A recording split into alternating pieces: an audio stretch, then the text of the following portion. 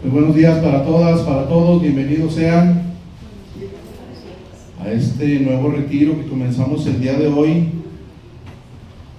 que lleva como título El hombre, proyecto incompleto de Dios. Ya desde el título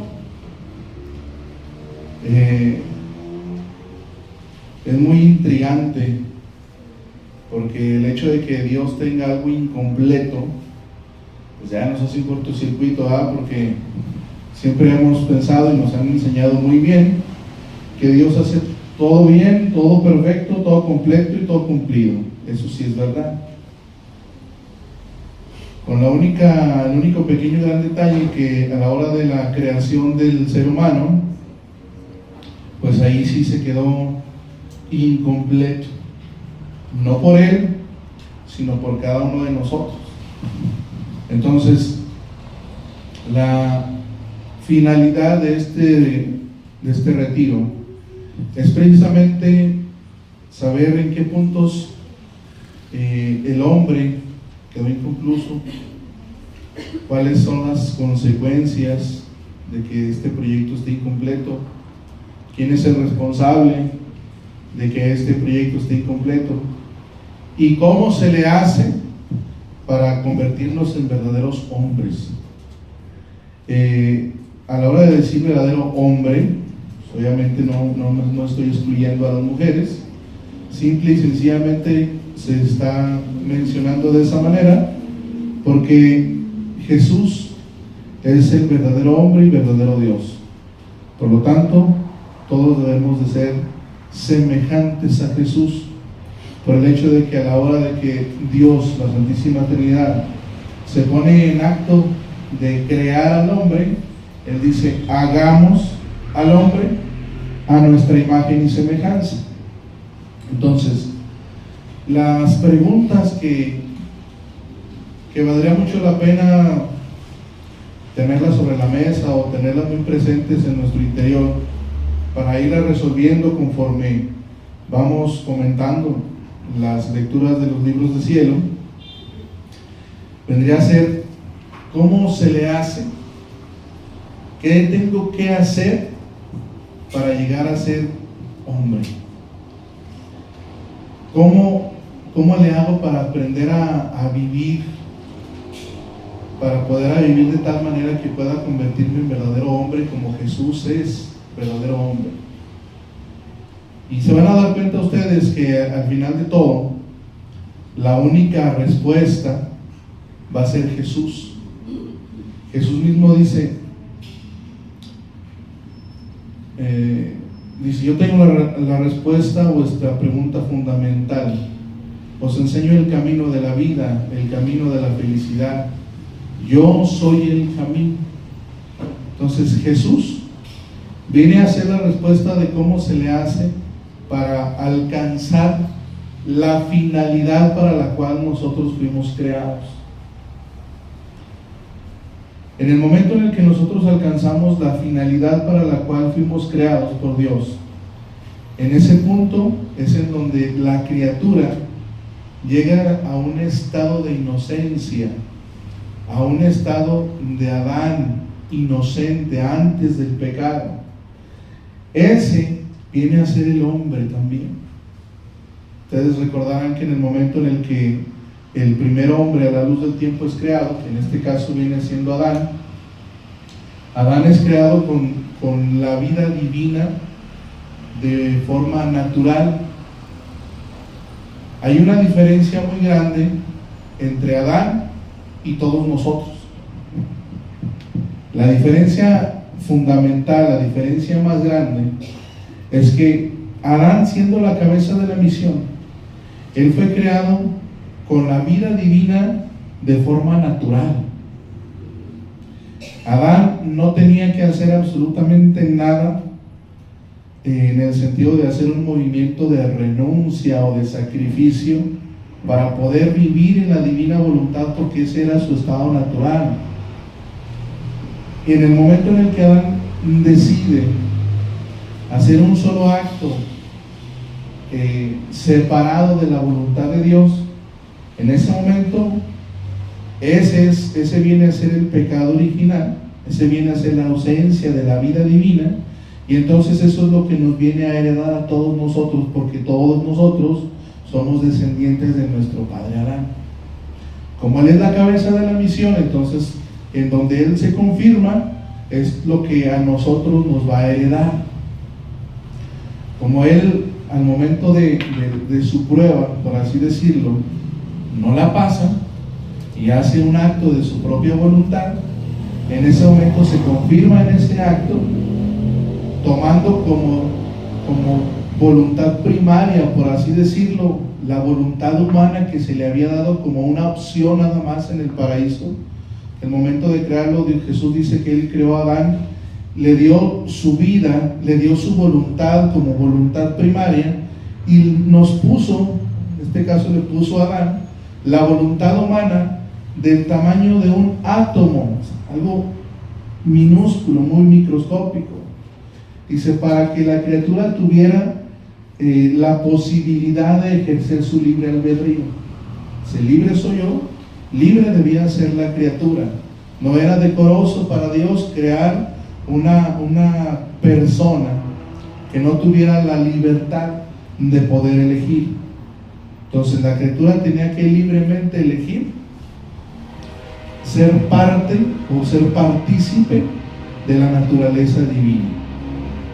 Pero en el momento en el que Adán cae, entonces para todos los demás, o sea, para todos nosotros, sí tiene que existir un movimiento extra, por así decirlo, porque en nosotros ya no corre de manera natural la vida divina. Entonces tengo que forzar mi voluntad a morir para poder tomar la voluntad de Dios y entonces vivir de la voluntad divina. Entonces ese movimiento de sacrificio en donde se hace la renuncia a la voluntad humana para vivir de voluntad divina es un movimiento que tenemos desde Adán caído para acá. Hasta antes de eso Adán, pues no, él vivía sí en la divina voluntad, la poseía, claro que sí, pero de una manera natural.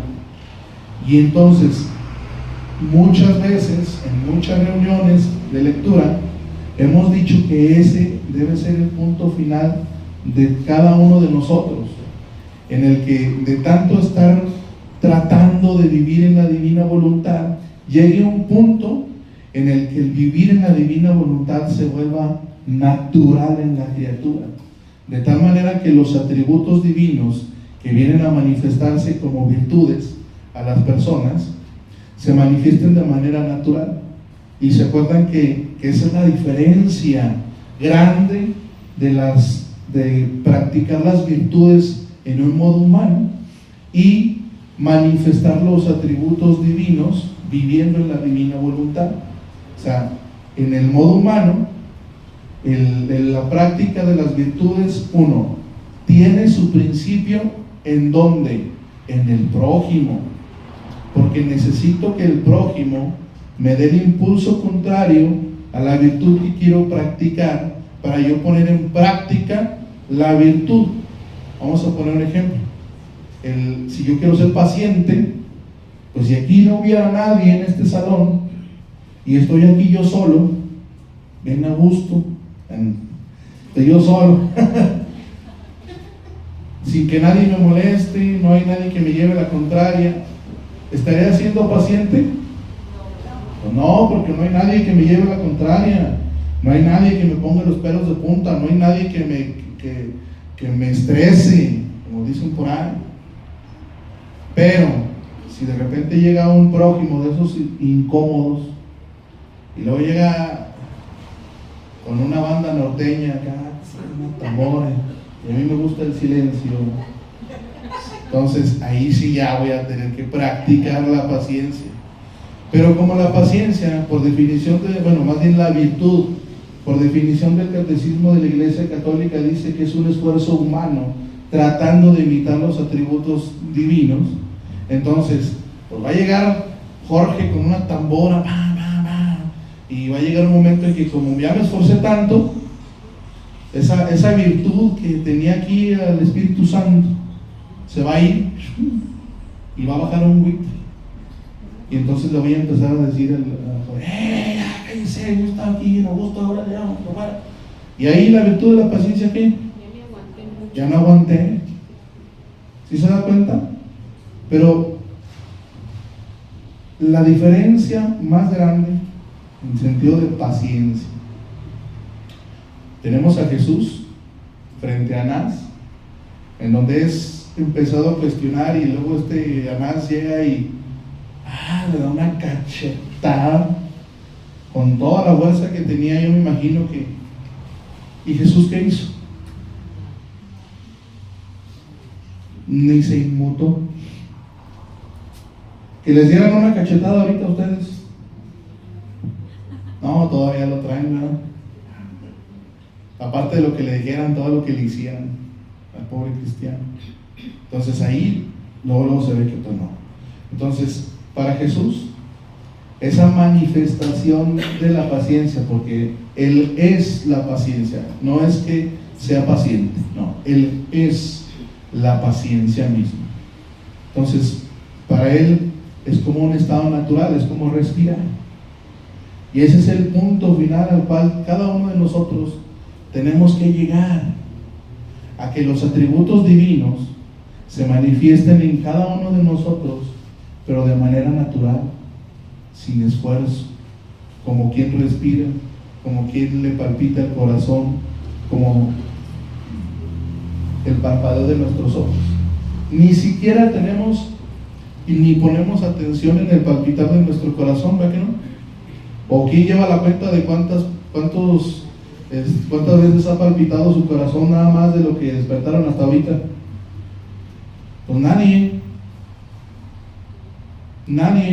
ni las veces que ha respirado, es más, ni el movimiento de cada una de las células, ¿verdad que no? Es algo supernatural en cada uno de nosotros. Entonces ahí es en donde nosotros tenemos que llegar. Pero ¿cómo le hacemos para llegar a ese punto? Pues Jesús viene a decir en los escritos de Luisa, y también nos lo viene a aclarar en la Sagrada Escritura, que la única manera es siendo una sola cosa con Jesús. Y se avienta 36 volúmenes explicándole a Luisa, nomás 36. Por eso mucha gente que le presenta la divina voluntad por primera vez, mejor no hay que decirle cuántos libros son, que se asustan, sino 36, letra chiquita y sin dibujos, ¿no? No quieren. Un solo libro. Entonces,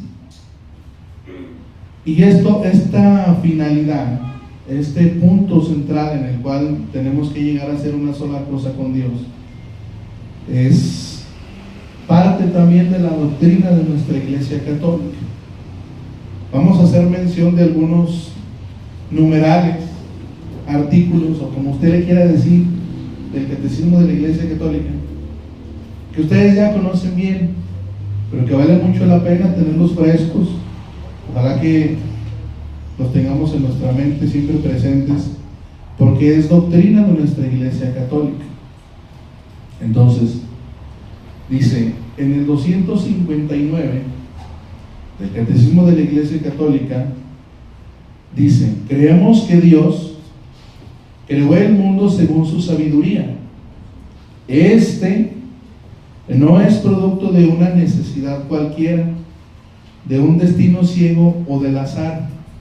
Creemos que procede de la voluntad libre de Dios, que ha querido hacer participar a las criaturas de su ser, de su sabiduría y de su bondad. Entonces este numeral del Catecismo de la Iglesia Católica dice que Dios libremente quiso crear este mundo y junto con él a todas las criaturas, pero lo hizo por una necesidad. Y ahí es en donde a mucha gente le hace cortocircuito acá en la mente, Porque siempre nos enseñaron que Dios es omnipotente y Dios no necesita nada. Y sí es verdad, sí es omnipotente, pero sí tiene necesidad. Solamente que para Dios la necesidad no es de carencia. Dios es y posee absolutamente todo, a Él no le hace falta nada. Pero según la definición que San Juan, en su primera carta de San Juan, nos da de lo que es Dios, dice que Dios es amor y que quien no ha amado no conoce a Dios. Entonces, si Dios es amor, la naturaleza del amor es amar y ser amado. Entonces, Dios nos ama y la necesidad de naturaleza de Dios, siendo amor, es ser amado. Pero aquí el detalle está en que Dios nos ama con un amor divino, y entonces Él está esperando que mínimo le regresemos un amor divino. Un amor divino. Por lo tanto, Dios es igual que todos nosotros. Bien interesado. ¿Sí? No van a decir que no. Yo siempre les pongo el ejemplo de las mamás. Las mamás dicen, no, yo no soy interesada, yo amo a mi hijo sin ningún tipo de interés y lo voy a amar siempre. Y luego ya un día el muchacho crece, se va a la Navidad con la novia y la mamá está con un desaire, con un sentimiento atorado aquí. No, si lo amara tanto, así como dice, sin interés ni nada, no, pues que haga lo que quiera, ¿verdad? Pero no, entonces Dios, igual que nosotros, Él está esperando que amor divino nos da, amor divino está esperando recibir. Entonces no basta, no nos alcanza a decirle a Diosito que lo amamos. Y no estoy diciendo que no lo amemos, no, sí lo amamos y muchísimo. Yo no pongo en tela de juicio el amor que cada uno de nosotros le tenemos a Dios. Pero Diosito está esperando que a ese amor que usted ya le tiene, lo convierta, lo transforme en un amor divino. Divino. ¿Para qué? Para que Él reciba un amor con la misma dignidad, con el mismo valor, con la misma potencia, con el mismo oficio que Él se lo está dando a usted. Y para eso necesitamos que da miedecillo decirlo muchas veces, pero necesitamos ser diosesitos. Pero esto no es una herejía, porque esto nos lo enseña el Catecismo de la Iglesia Católica. Numeral 460 dice: el Verbo se encarnó para hacernos partícipes de la naturaleza divina, porque tal es la razón por la cual el Verbo se hizo hombre, y el Hijo de Dios, Hijo del hombre, para que el hombre, al entrar en comunión con el Verbo y al recibir así la filiación divina, se convirtiera en Hijo de Dios. Porque el Hijo de Dios se hizo hombre para hacernos Dios. El Hijo unigénito de Dios, queriendo hacernos partícipes de su divinidad, asumió nuestra naturaleza para que, habiéndose hecho hombre, hiciera dioses a los hombres. Esto último lo dice Santo Tomás de Aquino. Entonces, habiéndose hecho hombre, hiciera dioses a los hombres. Pero ¿cómo se le hace esto? Pues se necesita que esta criatura que somos cada uno de nosotros y que tenemos una voluntad humana con la cual hemos estado viviendo toda nuestra vida, siempre hemos hecho lo que hemos querido, siempre. Es más, todavía hacemos oración y le pedimos a Dios, y luego después de pedirle sacamos un acordeón y le decimos: mira, Diosito, está muy bien que se haga tu voluntad, pero si se puede, que se haga así. O sea, así me conviene más, se me acomoda más. Hazme caso de lo que te digo por acá. Andamos queriendo corregirle la plana a Diosito. Entonces, esa es la señal más clara de que nuestra voluntad opera de una manera independiente a la voluntad divina. ¿Y en Jesús qué pasaba? En Adán, ¿qué pasaba antes de pecar? Pues obviamente Dios, él no peca, no puede pecar. Su voluntad humana y su voluntad divina están unidas hipostáticamente, de tal manera que forman una sola cosa. En Adán tenía esta voluntad divina, ya dijimos, y él vivía en la divina voluntad de manera natural. Pero en ambos casos tenían una voluntad humana, o sea, tanto Dios, o sea, Jesús como Adán, poseían una voluntad humana que estaba operando sumisa a la voluntad divina, no independiente,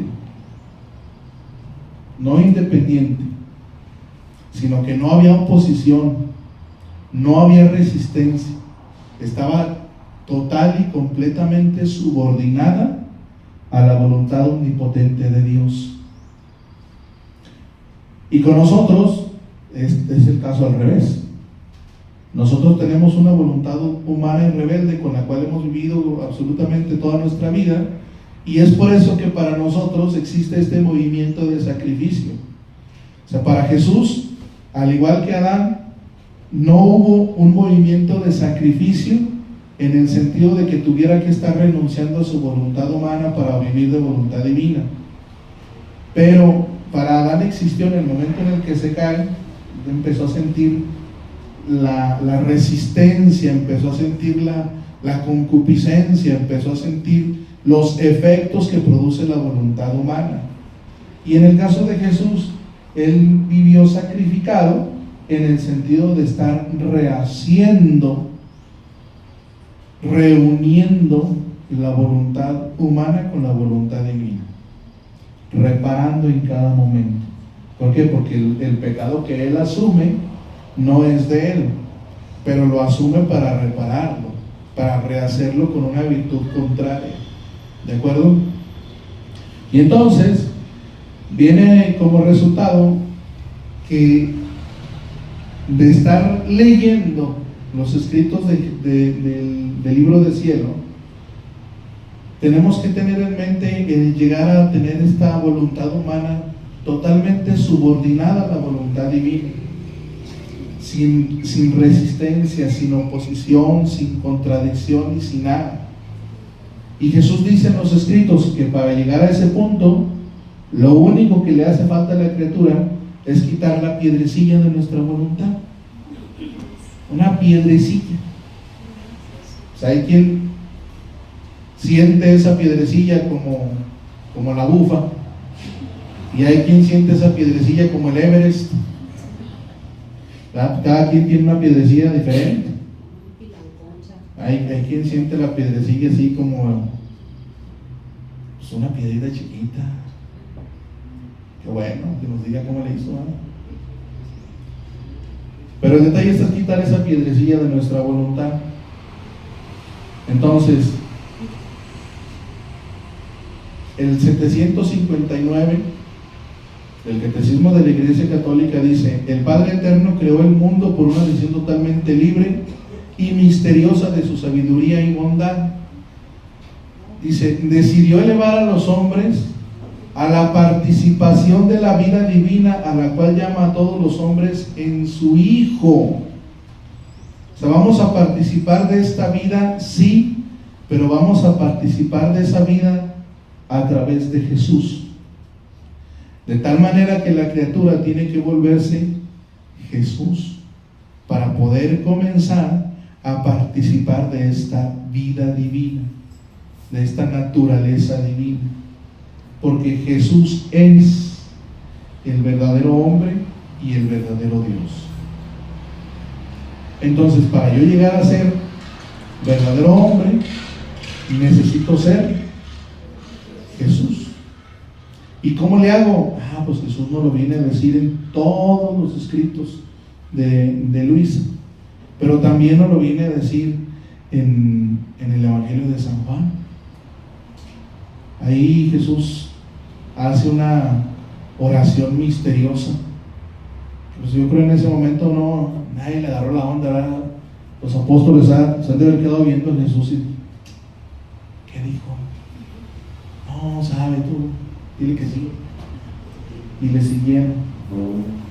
Tan es así que esas frases que Jesús utiliza en esa oración vienen a resonar en este tiempo, en este momento, y ahorita es cuando le venimos a tomar el sentido de lo que Jesús dijo allá, hace 2000 y pico de años. ¿Cómo es esto? ¿Cuál es la receta? Jesús dice: yo en ellos, tú en mí, para que ellos sean uno con nosotros. Uno con nosotros. Y luego Jesús también dice en otra parte del Evangelio: yo soy el camino, la verdad y la vida. Entonces, la única manera para yo poder ser una sola con Dios es a través de Jesús. Él es el camino, Él es la verdad, Él es la vida.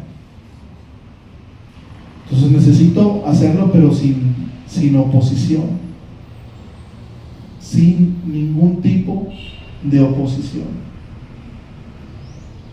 Le dice Jesús a Luisa el 29 de enero de 1919, dice: hija amada mía, quiero hacerte saber el orden de mi providencia. En cada periodo de 2000 años he renovado al mundo. En los primeros lo renové con el diluvio. En los segundos 2000 lo renové con mi venida a la tierra, en la que manifesté mi humanidad, de la cual, como tantas fisuras, se traslucía mi divinidad. Y los buenos y los mismos santos de estos terceros 2000 años han vivido de los frutos de mi humanidad, y como a gotas han gozado de mi divinidad. Entonces, imagínense, hagan una comparación. Imagínense que ustedes están en la orilla de la playa, están viendo el mar, y lo primero que casi todos pensamos cuando vemos el mar es que es inmenso, es un tamaño grandísimo. Se lo llevan las olas y adiós. Ahora hagan la comparación de lo que es el mar con una gotita. Ustedes están parados y de repente les cae una gotita. ¿Qué es en comparación que les caigan 2, 3, 10, 15 gotas de agua en comparación con el mar que ustedes tienen enfrente? Nada. Y dice Jesús que así es como hemos estado viviendo, o sea, de lo que es Dios, en el sentido de que el mar que tenemos enfrente viene siendo Dios, viene siendo la misma divinidad, y las gotitas son lo que, pues, los regalitos que de repente nos otorga. No es nada, y todavía nos andamos conformando con las gotitas de divinidad que de repente nos caen, porque no siempre nos caen.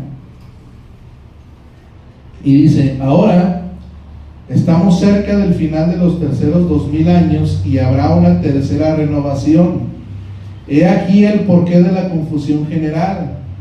No es otra cosa que la preparación a la tercera renovación.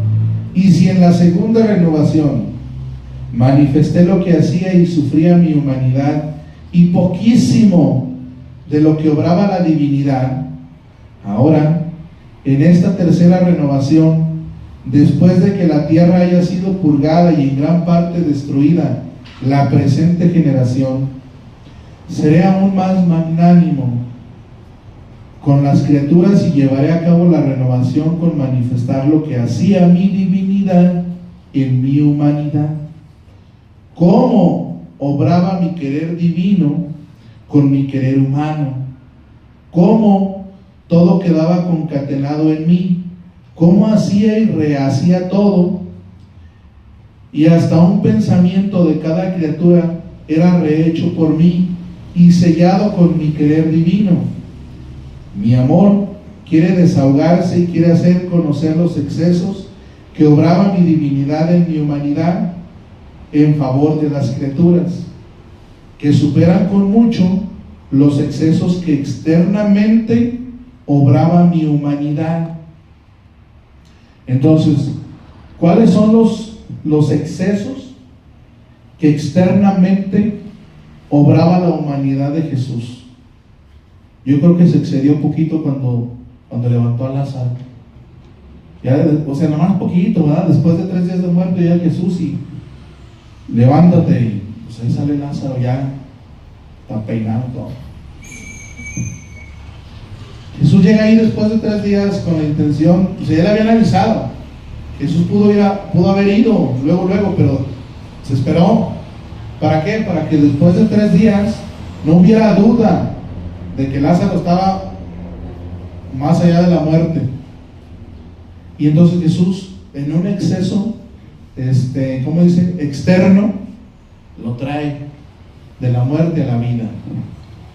Se me hace también que se excedió poquito cuando un sábado, un día que pues no era para guardar, es un día santo, que no se tenía que hacer nada, pues él le lleva la contra a toda la ley y va y le devuelve la vista a un ciego. Se excedió poquito. Esos eran los excesos que tenía externamente la humanidad de Cristo. ¿Y cuáles eran las gotas de la divinidad que traslucían? Una gotita. Pues andaban los apóstoles con Jesús, unos seleccionados nada más. Se va al monte a orar y de repente ven a Jesús todo transfigurado. Ya estos cristianos andaban pensando otra cosa, andaban queriendo levantar unas tiendas y sabe cuánto. ¿Sí se acuerdan? Y entonces dice que estos excesos que nos quiere manifestar ahora, que son los excesos de su divinidad, superan por mucho los excesos externos que obraba la divinidad en la humanidad de Cristo. ¿Qué puede hacer más grande que revivir un muerto? Ya quisiera yo poder revivir a 2, 3 que tengo difuntos y no se puede. Y ahora Jesús me dice, eso no es nada. Si tú vives en la divina voluntad, van a hacer cosas mucho más grandes que eso, que levantar a un muerto, que devolver la vista, que sanar un cojo, que sanar la lepra. ¿Cómo ven? ¿Les interesa? ¿O no? Sí. ¿Y para eso qué necesitamos? Necesitamos ese conocimiento, ¿verdad? De cómo se le hace, pues, cómo se adquiere ese don tan santo que hace que se manifieste la divinidad en su máximo esplendor, pues a través del conocimiento. Le dice Jesús a Luisa, hija mía, si supieras cómo deseo, suspiro, amo la compañía de la criatura, es tanto que si al crear al hombre dije, no es bueno que el hombre esté solo, hagamos otra criatura que lo asemeje y le haga compañía, a fin de que uno forme la delicia del otro. Estas mismas palabras, antes de crear al hombre, las dije a mi amor. No quiero estar solo, sino quiero a la criatura en mi compañía. Quiero crearla para entretenerme con ella, para compartir con ella todos mis contentos. Con su compañía me desahogaré en el amor. Por eso la hice a mi semejanza. Esto lo dice el 24 de enero de 1920. Entonces dice Jesús que Él quiere Él quiere la compañía de la criatura. Él quiere entretenerse con la criatura. Él quiere compartir sus contentos con cada uno de nosotros. Pero, ¿cómo es posible que Jesús esté deseando, suspirando esta compañía, este entretenimiento? Porque nosotros hacemos todo menos compartir con Jesús. ¿Por qué? Porque vemos a Jesús, vemos a Dios como, perdón por la figura que voy a utilizar, pero vemos a Jesús como un genio de la lámpara maravillosa. Nos hincamos, nos sentamos, nos postramos, nos paramos, nos detenemos a rezar un poquito y sacamos una lista interminable de peticiones. Señor, por favor, te pedimos.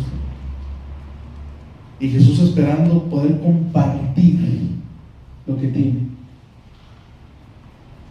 darnos lo que Él es, donarse por completo, entretenerse con la criatura.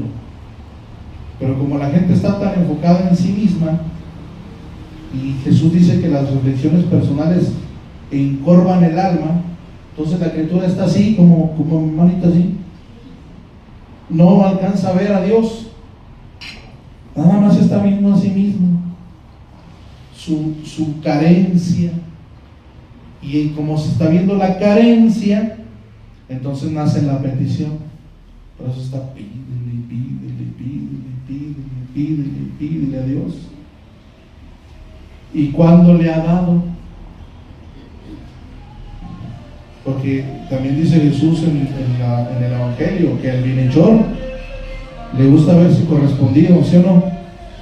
Entonces imagínense que ustedes tienen a alguien que ustedes quieren mucho y es su cumpleaños y buscan algo que le guste mucho y se lo regalan así con mucho entusiasmo. Ay, y luego aparte es su mejor amigo, su papá o su mamá, su mejor amiga, su hermano, quien sea, alguien que quieren mucho. Y ustedes le hacen un regalo increíble y le hacen una fiesta sorpresa. Le juntan a todos los familiares y a toda la gente que ese amigo quiere mucho. Vamos, se esmeran en darle algo muy bonito. ¿Y qué pasa cuando llega el día de su cumpleaños y su amigo, su amiga, su hermano, quien le hicieron esa fiesta, le dieron esa sorpresa, le hicieron ese regalo, de ustedes ni se acuerdan? ¿Sí se siente padre? Pues obviamente que no se sentiría bien. ¿No se sentiría bien? Pues así está Jesús con nosotros. Él está siempre dándose entero a cada uno de nosotros, y nosotros ingratos no correspondemos a lo que Él nos está dando. Por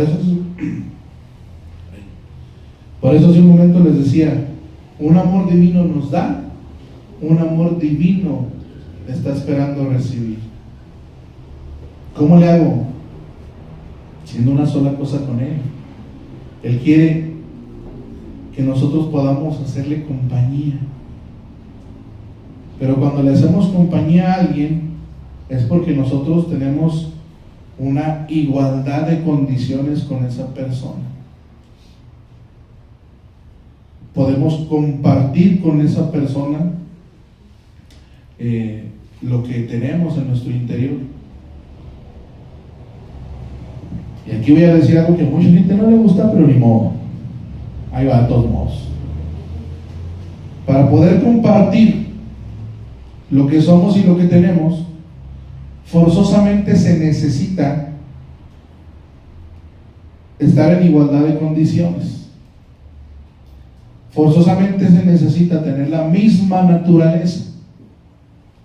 Si no tenemos la misma naturaleza, no podemos compartir con la otra persona lo que somos y tenemos.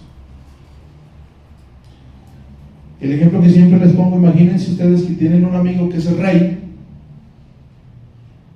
Él posee y tiene muchísima extensión de reino, en terreno y en dinero y en todo. Ahora imagínense ustedes que son pobres, pero su amigo es el rey. Y luego su amigo el rey los invita a su castillo, los invita a su palacio. ¿Qué le va a llevar? Unos quesitos, unas enchiladas, unos tamales. Pues usted los podrá hacer con mucho cariño, sí, pero pues él tiene allá una cocina más grande que su casa, él tiene como a 20 personas que puede hacer eso en un ratito. Entonces, para poder llevarle algo que sea que tenga la misma dignidad, usted necesitaría estar en la posición de que él está, o sea, ser también un rey y poder llegar y decirle: mira, toda esa extensión de terreno que está allá es tuyo. Mira, este cofre de monedas de oro es tuyo. Y ahora sí están dando en igualdad de condiciones. Y lo controversial está en la diferencia de la naturaleza, porque hay mucha gente que tiene sus mascotas, tiene sus perritos, y está bien que los quieran y que los amen y que los adoren, y está bien, no digo nada de eso. Pero el perrito, al no tener la misma naturaleza, usted no comparte con el perro como el perro comparte con usted. O sea, usted llega a su casa y el perrito, y luego le mueve la colita, ¿sí o no? Y usted no se agacha y le mueve la cola tampoco, ¿verdad que no? O sea, le hace un cañito y luego ya se va. O sea, es la graduación, es la fiesta de Navidad, y usted no le invita al banquete. O sea, él a lo mejor lo tiene bien acomodadito, pues allá está el perrito, porque no tiene la misma naturaleza. El perrito, si usted está bien triste por algo, usted le va a empezar a contar al perrito, pero el perrito no tiene razón. Pues, ¿qué le va a hacer? Nada. Lo único que va a pasar es que pues, usted se va a sentir bien a gusto porque se desahogó, pero no va a recibir un consejo, no va a recibir tampoco un consuelo, nada, porque no tiene la misma naturaleza. Entonces, eso mismo pasa con Dios y nosotros. Nosotros somos el pobre o el perrito. No tenemos esa misma naturaleza, no compartimos con Él. Entonces, en el momento en el que entramos a participar de la naturaleza divina por medio del don de la divina voluntad obrante en la criatura, en ese momento, por gracia, por don, alcanzamos esa misma dignidad de Dios, esa misma dignidad divina. Y entonces en ese punto ya podemos compartir con Jesús. ¿Qué le podemos ofrecer a Dios? Y no digo que esté mal, no está mal. Lo que voy a decir es un ejemplo nada más, para hacer una comparación. ¿Qué creen que sea más? Decirle a Dios: mira, Jesús, ahorita que va a llegar la Semana Santa, toda la Cuaresma, voy a ayunar de no fumar.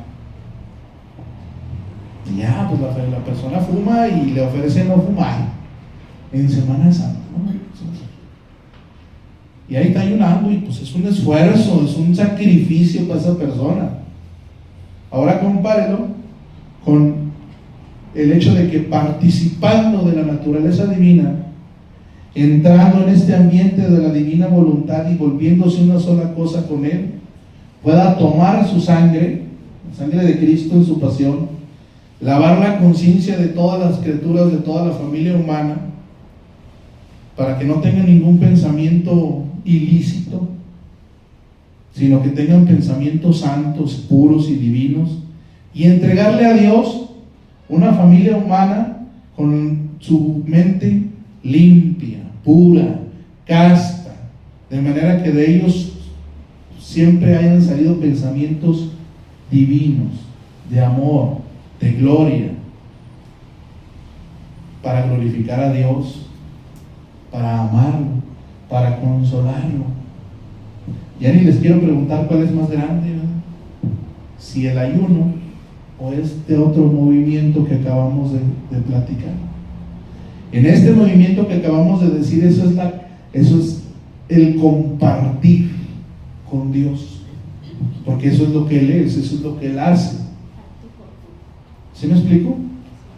Yo no me imagino a Dios, no me imagino a Jesús diciendo al Padre, voy a ayunar de cigarro, Padre Santo. ¿Para qué no? Aparte, pues no fuma. Entonces, Dios por eso se ocupó en que al momento de crear al hombre, la misma Santísima Trinidad se pusieran en acto de crear. Ustedes se fijan, y toda otra creación, que podríamos llamarlo la creación genérica, está llamada a la luz del tiempo, nada más con que haya peces, que haya animales, que haya pájaros y que haya bestias y que las flores y el sol y todo. Pero a la hora de crear al hombre es la primera vez en la que, como punto inicial, nos da indicios de que es un solo Dios, pero en ese solo Dios también son varios. O sea, no nos dice cuáles, pero sí nos da a entender que son varios, en el sentido de que son tres personas distintas, pero es un solo Dios. ¿Estamos de acuerdo? Y esto nos lo da a entender cuando dice: hagamos al hombre a nuestra imagen y semejanza. Entonces, hagamos a nuestra, quiere decir que somos varios, no soy yo solo. Entonces, se ocupa en ponerse en acción de crear todo Dios, o sea, toda la Santísima Trinidad se pone a crear. Y la segunda cosa importante es que se pone a crear, pero se pone a crear al hombre, pero no un hombre cualquiera, sino que se pone a crear al hombre a imagen y semejanza de Él mismo. Entonces, tenemos todo, pero la imagen y la semejanza la tenemos. O sea, de veras nos semejamos a Dios, porque la criatura es tan semejante a su Creador como tanto participa de la divinidad. Mientras menos participa de esta divinidad, o su participación es nula, menos se parece, menos se semeja a Dios. A lo más se va semejando por medio de la gracia santificante, pero es una semejanza imperfecta, porque la gracia santificante lo que hace es ayudar al hombre. O sea, Dios interviene, pero junto con el hombre, para ayudarlo a hacer algo. Y la divina voluntad como posesión es Dios mismo obrando a través de la criatura. ¿Sí me expliqué o no? ¿Sí o no? Imagínense ustedes que tienen un niño de 7 años que quiere escribir. Entonces la gracia santificante viene a ser como que ustedes toman la mano del niño y le ayudan a escribir. ¿De acuerdo? Son dos personas, son dos manitas escribiendo una oración. ¿De acuerdo? Pero al fin y al cabo, ¿la oración de quién es? O sea, la oración que escribió, ¿de quién es? Del niño, porque es la tarea del niño. ¿De acuerdo? Eso viene a ser como la gracia santificante. Es Dios, es la vida de Dios, pero como ayuda de la criatura, en donde hay una distinción de personas todavía, Dios y la criatura. ¿Estamos de acuerdo? ¿Has entendido esa parte? Entonces, y la otra, que es la vida divina como posesión, imagínense ustedes, nada más para que se entienda, imagínense ustedes una posesión diabólica. O sea, en la posesión diabólica, nada más para que se tenga bien presente lo que es el actuar demoníaco a través de la persona, ¿verdad que sí? Entonces ahora en este sentido no es demoníaco, sino que es la posesión divina. Pero aquí la situación es que la criatura posee a Dios y Dios posee a la criatura y se vuelven una sola cosa. Entonces imagínense que ahora Diosito posee a ese niño, el niño posee a Dios, y esa oración que está escribiendo el niño es del niño y de Dios al mismo tiempo. ¿Sí me expliqué? Ahora sí, ya quedó más claro. Entonces, a eso es a lo que nos llama. No es que esté mal gozar de la gracia santificante, claro que no. Eso es lo que hemos venido tratando de alcanzar hasta antes de conocer la divina voluntad, a través de las virtudes, a través de los sacramentos, a través de la participación en la iglesia, a través de buscar a Dios en nuestros movimientos, en nuestros grupos, en nuestras prácticas religiosas, en todo lo que hacemos. Pero ahora Jesús lo que quiere es que no participemos de la gracia santificante, o sea, de su vida como ayuda, sino que participemos de su vida como cosa nuestra, como naturaleza. Eso es a lo que Jesús nos está invitando. Por eso es que Dios crea al hombre a su imagen y semejanza. Esa es la condición primaria en la cual Adán fue creado. Ese era el estado en el cual Adán vivía. Él participaba de la naturaleza divina como cosa natural, como que nosotros respiramos. Entonces, vuelvo a lo que decía hace un momento, no necesitaba estar haciendo renuncia o sacrificio de su voluntad humana, porque él vivía de la voluntad divina de manera natural. Y ese es el punto al que estamos llamados a llegar. Y eso solamente se alcanza a través del don de la divina voluntad obrante en la criatura. Jesús le dice a Luisa el 3 de agosto de 1931: hija mía, la creación del hombre fue el centro donde nuestra divinidad concentraba todos los bienes que debían surgir en la criatura. Poníamos en ella vida divina y voluntad divina, vida humana y voluntad humana. Y fíjense, dice, la vida humana debía servirnos de habitación, y las dos voluntades fundidas juntas,